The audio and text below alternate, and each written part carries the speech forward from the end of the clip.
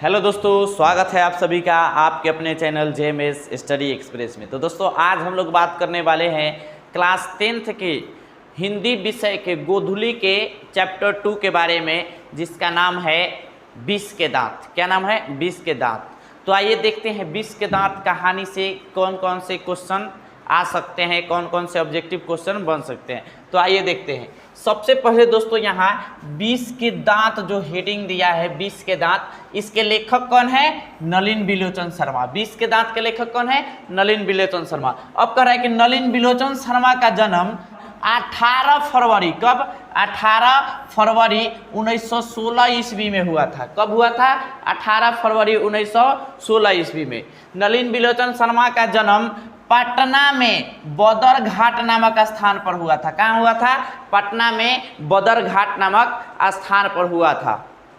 एक बार आप लोग इसको खूब बढ़िया से देख लीजिए, इसके बाद हम लोग इसी से रिलेटेड ऑब्जेक्टिव को देखेंगे तो बहुत अच्छी तरह से क्या होगा, समझ में आएगा। अब देखिए, नलिन बिलोचन शर्मा बचपन से यानी जन्मा क्या थे? भोजपुरी भाषा थे। वह जन्म से क्या बोलते थे? भोजपुरी बोलते थे। क्या बोलते थे?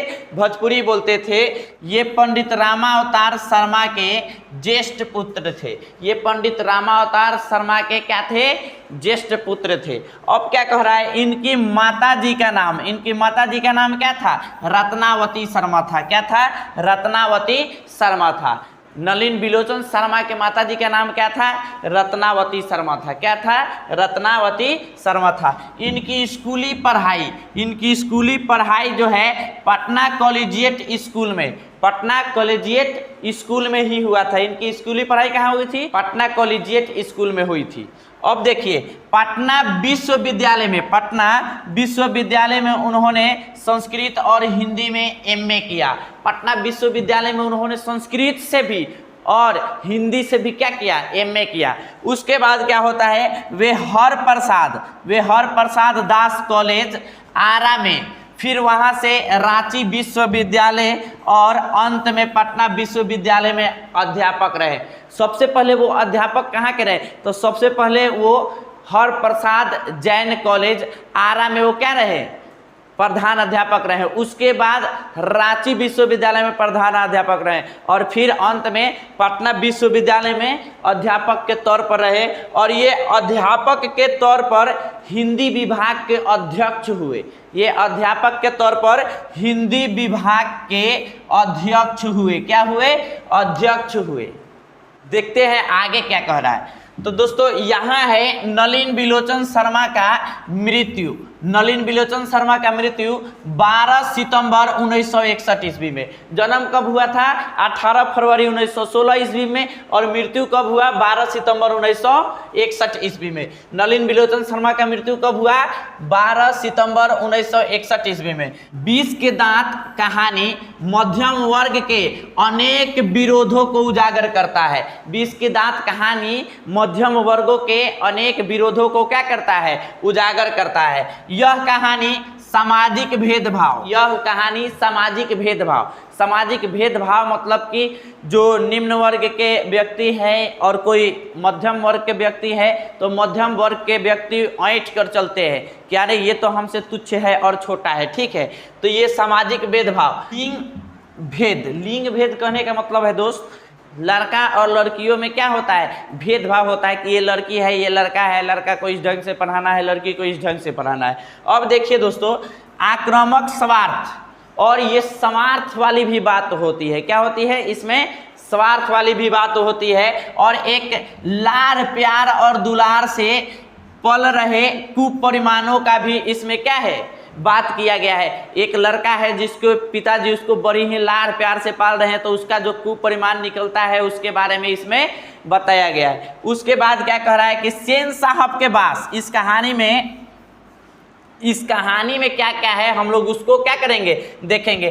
तो सेन साहब के पास एक नया मोटर कार है। सेन साहब के पास क्या है? एक नया मोटर कार है जो काला रंग की है। किस रंग की है? काली रंग की है। सेन साहब के पास एक नया मोटर कार है जो किस रंग की है, काली रंग की है। ये स्ट्रीमल इंड है। इस गाड़ी का नाम क्या है, स्ट्रीमल इंड। इस गाड़ी का नाम क्या है, ध्यान दीजिएगा, स्ट्रीमल इंड इस गाड़ी का नाम है। सेन साहब को इस कार पर बहुत नाज है। सेन साहब को क्या है, इस कार पर बहुत नाज है। यह कार, सेन साहब की कार 7,500 की है। सेन साहब की कार कितनी की है, 7,500 की है।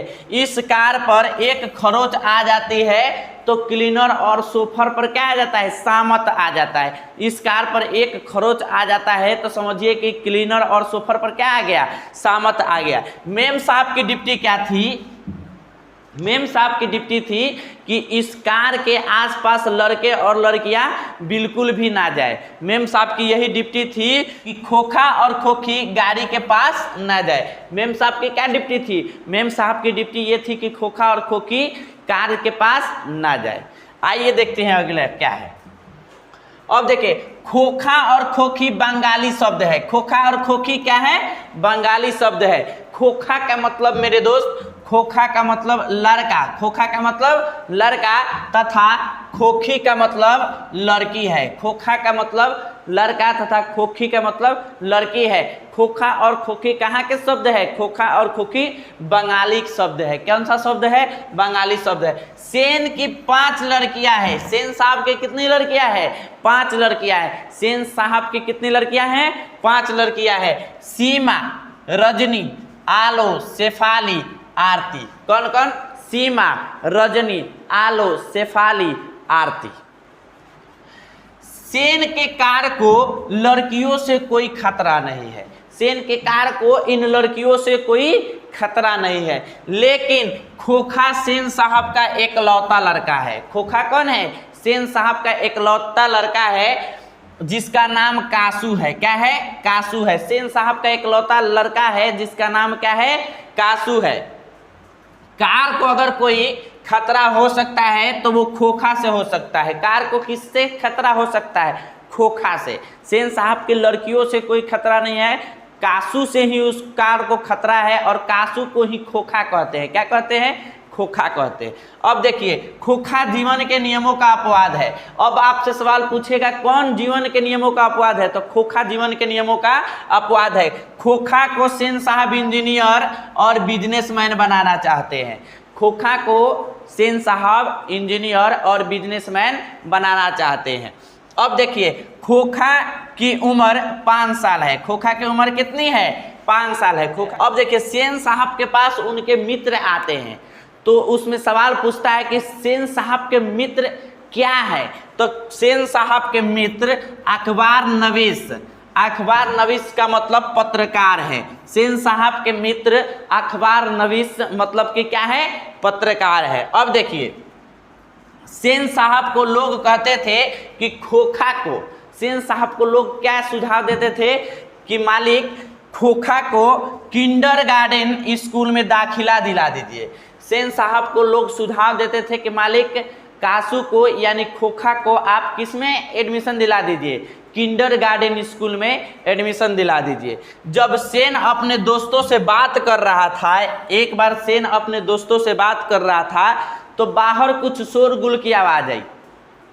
जब सेन एक बार अपने दोस्तों से बात कर रहा था तो बाहर कुछ शोरगुल की आवाज़ आई, बाहर कुछ शोरगुल की आवाज़ आई तो वो बाहर देखा तो सोफर एक औरत से उलझ रहा था। बाहर जब देखा सेन निकलकर तो सोफर एक किससे, औरत से उलझ रहा था और औरत के पास एक 5-6 साल का लड़का था। औरत के साथ कौन था, एक 5-6 साल का लड़का था। इसी लड़का का नाम क्या था, मदन था।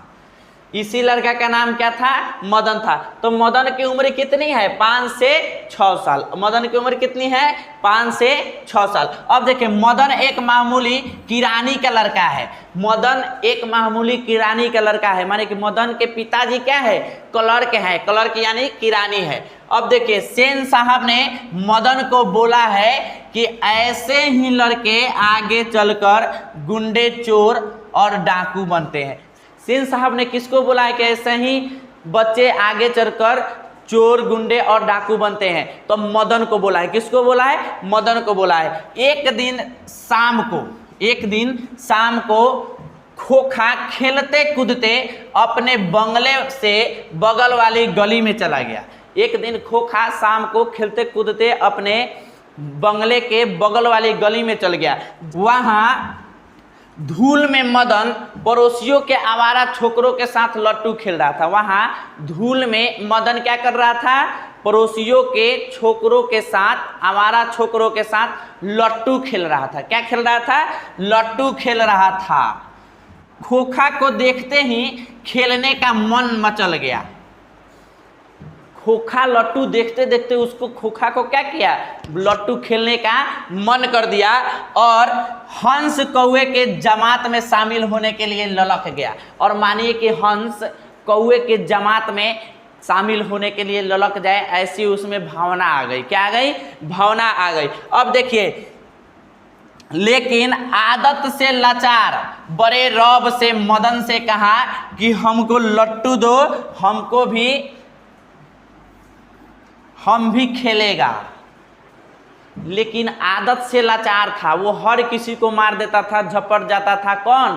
कासू, यानी खोखा हर किसी को मारने के लिए झपट जाता था। बहन हो या सोफर हो या नौकर हो, सबको मारने के लिए झपट जाता था। और उसी आदत से लाचार होकर वह मदन से कहता है कि मुझको लट्टू दो, हम भी खेलेगा। सभी दोस्त इस बात को मानने के लिए तैयार हो गए, लेकिन मदन तो अपमानित होकर उसके घर से आया था। मदन जब उसके घर से अपमानित होकर आया था तो उसको ये बात हजम नहीं हुई और वह ये बात को मानने से इनकार कर दिया। क्या कर दिया? वह उसको खेलने से क्या कर दिया? अपमानित हुआ था, इसलिए वह मदन को खेलने से मंजूरी नहीं दी, खेलने के लिए मंजूरी नहीं दी। उसके बाद क्या होता है कि अबे भाग जा यहाँ से, मदन ने कासू को कहा। मदन ने कासू को क्या कहा? अबे भाग जा यहाँ से। मदन ने कासू को कहा कि अबे भाग जा यहाँ से। तब कासू क्रोधित हो गया। तब कासू क्या हो गया? क्रोधित हो गया। और वह इसी उम्र में अपने नौकरों और बहनों पर हाथ छोड़ देता था। क्या कर देता था? इसी उम्र में नौकरों और बहनों पर हाथ छोड़ देता था। वह आओ देखा ना ताओ, वह आओ देखा ना ताओ। कौन? कासू। आओ देखा ना ताओ। मदन को एक घुस्सा दे दिया। मदन को क्या दे दिया? एक घुस्सा दे दिया। सबसे पहले हाथ किसने छोड़ा था? तो सबसे पहले हाथ कासू ने छोड़ा था। किसने छोड़ा था? कासू ने छोड़ा था। और मदन भी झट से कासू पर क्या पड़ा? टूट पड़ा। और दूसरे बच्चे दोनों के बीच के लड़ाई को देखकर मजा ले रहे थे। दूसरे बच्चे क्या करते थे? दोनों के बीच के लड़ाई का मजा ले रहे थे। यह लड़ाई हड्डी और मांस की। यह लड़ाई कैसी? हड्डी और मांस की। बंगले के पिल्ले और गली के कुत्तों के लड़ाई की जैसी थी। यह लड़ाई कैसी थी? हड्डियों की, मांस की और बंगले के पिल्ले और गली के कुत्ते की लड़ाई थी। कासू 1 मिनट बाद ही रोता हुआ जान बचाकर भाग निकला। कासू क्या किया? 1 मिनट बाद ही रोता हुआ जान बचाकर वहां से क्या किया? भाग लिया। मदन हमेशा पिताजी के हाथ से, मदन हमेशा किसके हाथ से? पिताजी के हाथ से पिटता रहता था। मदन हमेशा किसके हाथ से पिटता रहता था? पिताजी के हाथ से पिटता रहता था। उसको मालूम था कि आज भी उसको क्या करेंगे?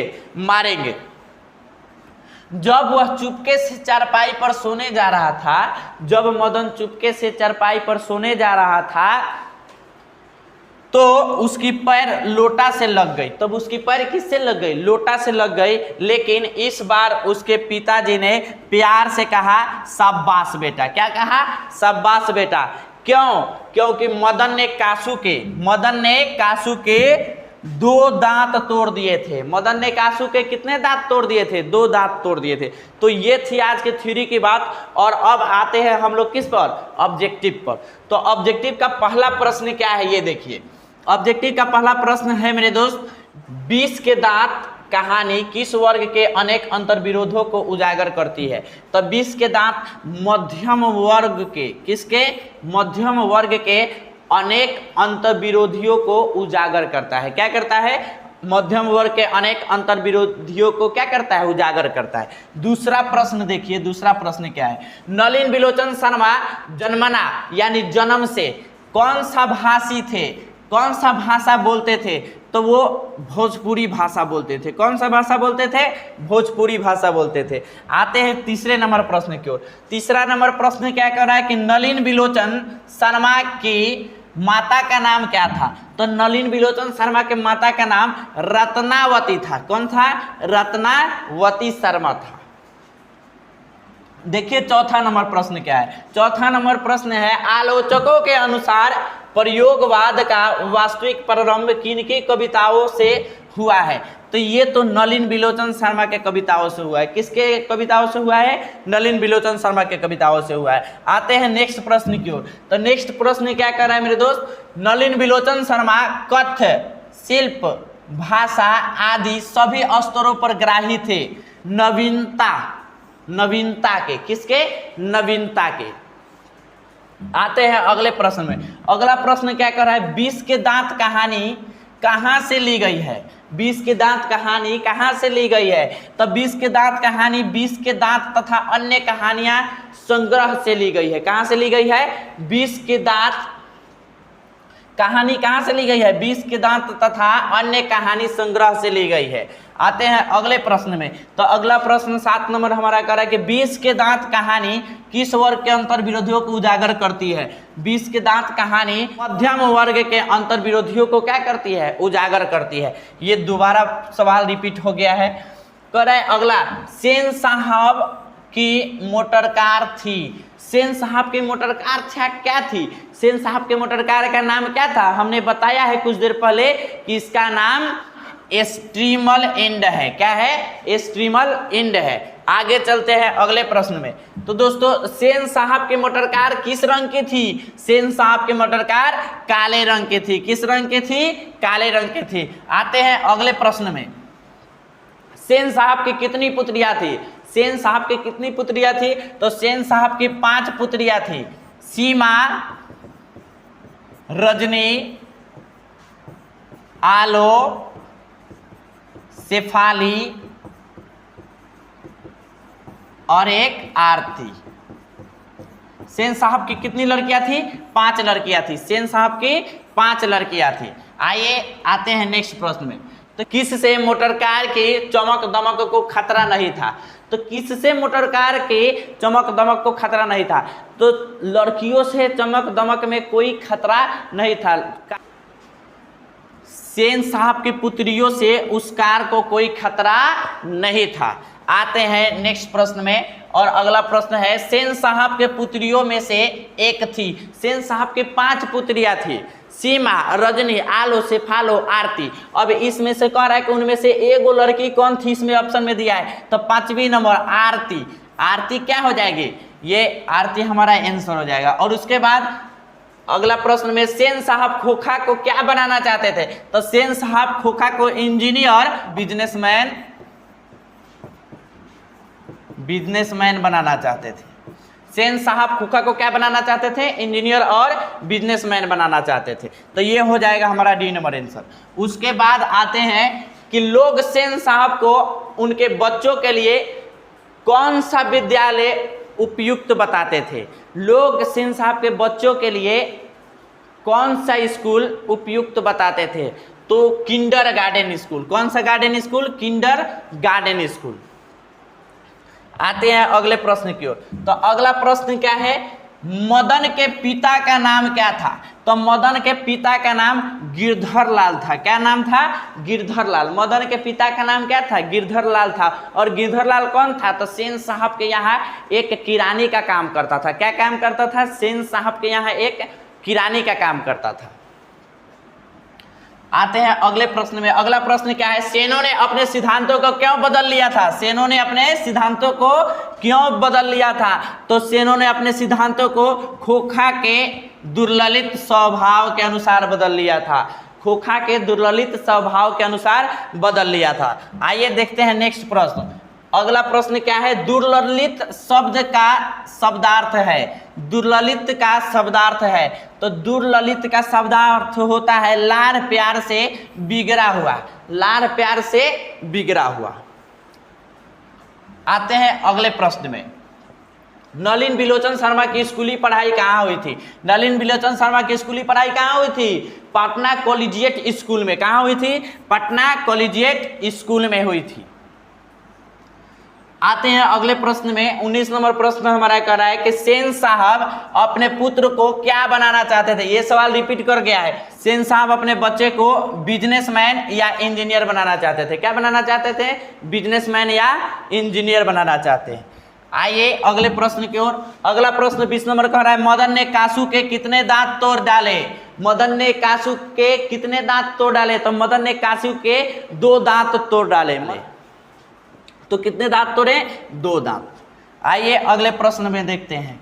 अगला प्रश्न है, खोखा किसको कहते हैं? अरे खोखा किसको कहते हैं? तो खोखा कासू को कहते हैं। किसको कहते हैं? कासू को खोखा कहते हैं। खोखा किसको कहते हैं? कासू को। खोखा का मतलब क्या होता है? लड़का। खोखा का मतलब लड़का और खोखी का मतलब लड़की। खोखा और खोखी कहाँ का शब्द है? खोखा और खोखी बंगाली शब्द है। कौन सा शब्द है? बंगाली शब्द है। तो आइए देखते हैं अगला प्रश्न। मदन कितने साल का था? तो मदन कितने साल का था? मदन 5 या 6 साल का था। मदन कितने वर्ष का था? 5 या 6 वर्ष का था। आइए अगला प्रश्न देखते हैं। सेन साहब का मित्र क्या था? तो सेन साहब का मित्र एक पत्रकार था। कौन था? एक पत्रकार था। सेन साहब का मित्र कौन था? एक पत्रकार था। आइए देखते हैं अगले प्रश्न में। दोस्तों इन सभी प्रश्नों को आप बहुत ही सुंदर और बहुत ही अचूक तरीके से याद कर लीजिएगा, क्योंकि ये प्रश्न बार बार आपके बिहार बोर्ड में पूछे जाते हैं। आपको इसमें कोई डाउट ना हो, इसीलिए हम लोगों ने इसके थ्योरी के साथ साथ इसके ऑब्जेक्टिव को लेकर आया है। अब देखिए, गिरधर लाल किस वर्ग का प्रतिनिधित्व करता है? गिरधर लाल किस वर्ग का प्रतिनिधित्व करता है? तो गिरधर लाल निम्न मध्यम वर्ग का क्या करता है? प्रतिनिधित्व करता है। गिरधर लाल निम्न मध्यम वर्ग का क्या करता है? प्रतिनिधित्व करता है। आइए देखते हैं नेक्स्ट। 20 के दांत शीर्षक कहानी के कहानीकार कौन है? 20 के दांत शीर्षक कहानी के कहानीकार कौन है? तो 20 के दांत शीर्षक कहानी के कहानीकार नलिन बिलोचन शर्मा है। कौन है? नलिन बिलोचन शर्मा है। 20 के दांत कहानी के कहानीकार कौन है? तो नलिन बिलोचन शर्मा है। आइए देखते हैं अगले प्रश्न को। अगला प्रश्न क्या कर रहा है? गिरधर लाल कौन है? तो गिरधर लाल कौन है? तो गिरधर लाल मदन के पिताजी हैं। कौन है? मदन के पिताजी हैं। गिरधर लाल कौन है? मदन के पिताजी है। आइए देखते हैं नेक्स्ट प्रश्न को। नेक्स्ट प्रश्न है, मदन की उम्र क्या थी? तो मदन की उम्र 5-6 साल थी। कौन सी था? कितनी उम्र थी? 5-6 साल थी। आइए देखते हैं नेक्स्ट प्रश्न को। नेक्स्ट प्रश्न क्या कह रहा है कि कासू मदन के साथ किस खेल में शारीक होना चाहता था? कासू मदन के साथ किस खेल में शारीक होना चाहता था? तो कासू मदन के साथ लट्टू के खेल में शारीक होना चाहता था। किसके खेल में? लट्टू के खेल में शारीक होना चाहता था। आइए देखते हैं नेक्स्ट प्रश्न को। 29 नंबर प्रश्न हमारा क्या कह रहा है कि गिरधर लाल किसकी फैक्ट्री में किरानी था? गिरधर लाल किसके फैक्ट्री में किरानी था? तो गिरधर लाल सेन साहब के फैक्ट्री में क्या था? किरानी था। गिरधर लाल सेन साहब के फैक्ट्री में ही क्या था? किरानी था। आइए देखते हैं नेक्स्ट प्रश्न को। नेक्स्ट प्रश्न हमारा 30 नंबर कह रहा है कि सेन साहब किसके व्यंग से ऐंठ कर रह गए? सेन साहब किसके व्यंग से क्या कर गए? ऐंठ के रह गए। पत्रकार महोदय के व्यंग से। किसके व्यंग से? पत्रकार महोदय के व्यंग से ऐंठ कर रह गए। उसके बाद अगला प्रश्न क्या है? तो अगला प्रश्न 31 नंबर है मेरे दोस्त। नलिन बिलोचन शर्मा का जन्म कब हुआ था? नलिन बिलोचन शर्मा का जन्म कब हुआ था? तो 18 फरवरी 1916 ईस्वी में। नलिन बिलोचन शर्मा का जन्म कब हुआ था?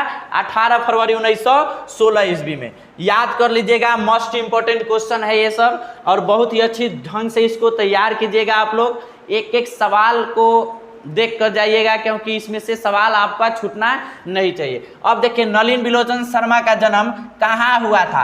तो नलिन बिलोचन शर्मा का जन्म हमने पहले थ्योरी में देखा है कि इनका पटना के बदरघाट में हुआ था। कहाँ हुआ था? पटना के बदरघाट में। अब देखिए यहाँ गांधी घाट है, रानी घाट है, कृष्णा घाट है, और एक हमारा मिल गया क्या? बदरघाट। तो कहाँ हुआ था? बदरघाट में हुआ था। नलिन बिलोचन शर्मा का जन्म कहाँ हुआ था? पटना के बदरघाट में हुआ था। कहाँ हुआ था? पटना के बदरघाट में। आइए देखते हैं नेक्स्ट प्रश्न को। नेक्स्ट प्रश्न क्या कह रहा है? नलिन बिलोचन शर्मा के पिता का नाम क्या था? नलिन बिलोचन शर्मा के पिता का नाम क्या था? तो दोस्तों नलिन बिलोचन शर्मा के पिता का नाम पंडित रामावतार शर्मा था। क्या था? पंडित रामावतार शर्मा था। आइए अगले प्रश्न की ओर चलते हैं। अगला प्रश्न क्या है? दृष्टिकोण किनकी रचना है? तो दोस्तों दृष्टिकोण किनकी रचना है? नलिन बिलोचन शर्मा की रचना है। दृष्टिकोण किनकी रचना है? नलिन बिलोचन शर्मा की रचना है। आइए देखते हैं अगले प्रश्न को। अगला प्रश्न है लड़कियां क्या है? कठपुतली है। किसे इस बात पर गर्व है? लड़कियों की कठपुतली होने पर किसको गर्व है? तो माता और पिता को। किसको? माता और पिता को। इसका मतलब सेनों को लड़कियों के कठपुतली होने पर क्या है? गर्व है। सेनों पर माने कि सेन को और सेन की पत्नी को लड़कियों के कठपुतली होने पर क्या है? गर्व है। आइए देखते हैं अगले प्रश्न को। अगला प्रश्न 36 नंबर प्रश्न क्या कह रहा है कि मोटर कार को किससे खतरा हो सकता था? तो मोटर कार को तो लड़कियों से कोई खतरा नहीं था। मोटर कार को लड़कियों से कोई खतरा नहीं था, मतलब कि खोखी से कोई खतरा नहीं था। लेकिन मोटर कार को खोखा से खतरा था। और ये खोखा कौन है? तो खोखा सिंह साहब का लड़का है, जिसका नाम क्या है? कासू है। खोखा किसको कहते हैं? तो कासू को कहते हैं। किसको कहते हैं? कासू को। तो मोटर कार को किससे खतरा था? लड़का से खतरा था, यानी कि खोखा से खतरा था। किससे खतरा था? खोखा से खतरा था। आइए देखते हैं नेक्स्ट प्रश्न को। प्रश्न है सेन साहब ने किसे खूब फटकार लगाई? सेन साहब ने किसे खूब फटकार लगाई? तो बुक में जो कहानी है इसमें होता क्या है कि सोफर की ओर जब मदन दौड़ता है तब सेन साहब ने मदन के पिता गिरधर लाल को बुलाकर खूब फटकार लगाया कि तुम्हारा लड़का क्या हो जाएगा? चोर बन जाएगा, डाकू बन जाएगा, गुंडा बन जाएगा। ऐसे ही लड़के चोर, डाकू और गुंडा बनते हैं। तो खूब फटकार किसको लगाई? गिरधर लाल को, यानी मदन के पिता को खूब फटकार लगाई। तो किसको? गिरधर लाल को खूब फटकार लगाई। आइए देखते हैं नेक्स्ट प्रश्न। नेक्स्ट प्रश्न क्या कर रहा है हमारा? तो अगला प्रश्न जो है कौआ के जमात में शामिल होने के लिए कौन ललक गया? तो कौआ के जमात में शामिल होने के लिए हंस ना ललक गई। यही ना बुक में दिया हुआ है कि कौआ के जमात में शामिल होने के लिए हंस क्या हो गया? ललक गया। तो ये हो जाएगा हंस हमारा आंसर। अगला प्रश्न देखते हैं। अगला प्रश्न क्या कहता है? अगला प्रश्न 39 नंबर है मेरे दोस्त। ये क्या कह रहा है कि मदन अक्सर किसके हाथों पिटता रहता था? मदन अक्सर किसके हाथों पिटता रहता था? तब मदन अक्सर अपने पिता के हाथों से क्या होता था? पिटता रहता था। किसके हाथों से पिटता रहता था? पिता के हाथों से पिटता रहता था। आइए देखते हैं नेक्स्ट प्रश्न को। तो नेक्स्ट प्रश्न क्या है मेरे दोस्त? नलिन बिलोचन शर्मा की मृत्यु कब हुई? नलिन बिलोचन शर्मा की मृत्यु कब हुई? तो नलिन बिलोचन शर्मा की मृत्यु 12 सितंबर 1961 ईस्वी में हुई। कब हुई? 12 सितंबर 1961 ईस्वी में हुई। तो दोस्तों आज तक इतना ही रहने देते हैं। मिलते हैं अगले वीडियो में। अगर यह वीडियो आपको अच्छा लगा हो तो कृपया लाइक, कमेंट और सब्सक्राइब कीजिएगा, और हो सके तो अपने दोस्तों के बीच शेयर कीजिएगा। मिलते हैं अगले वीडियो में, तब तक के लिए जय हिंद।